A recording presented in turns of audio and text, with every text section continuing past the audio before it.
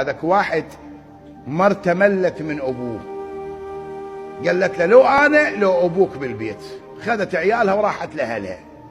زين باوع لابوه اعمه ومقرم. زين ذيك مرته يحبها، قالها اذا راحت انا حياتي تخرب.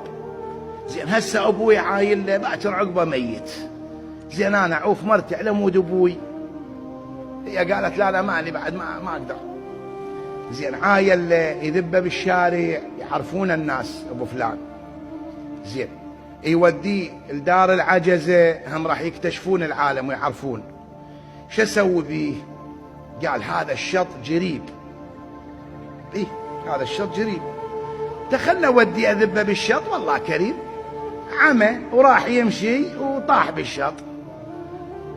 اجى لابوه قال له يبا مشينا اليوم، خلي انا اشيلك. قال له ايش عجب يبا، صار لي سنه ما جيتني ولا شلتني، اليوم شنو هي جاينا؟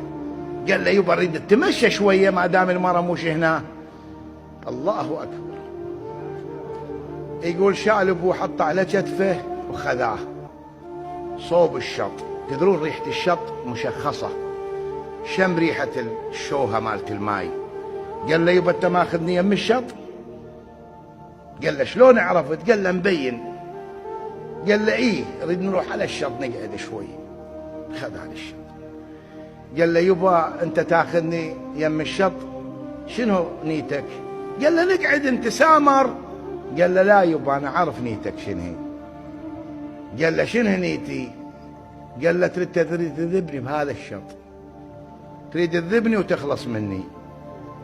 يقول الولد وقف، الولد وقف. قال له يبا شلون دريت؟ قال له ابويا دريت لان انا قبلك بساعه ذبيت ابوي بنفس الشط هذا.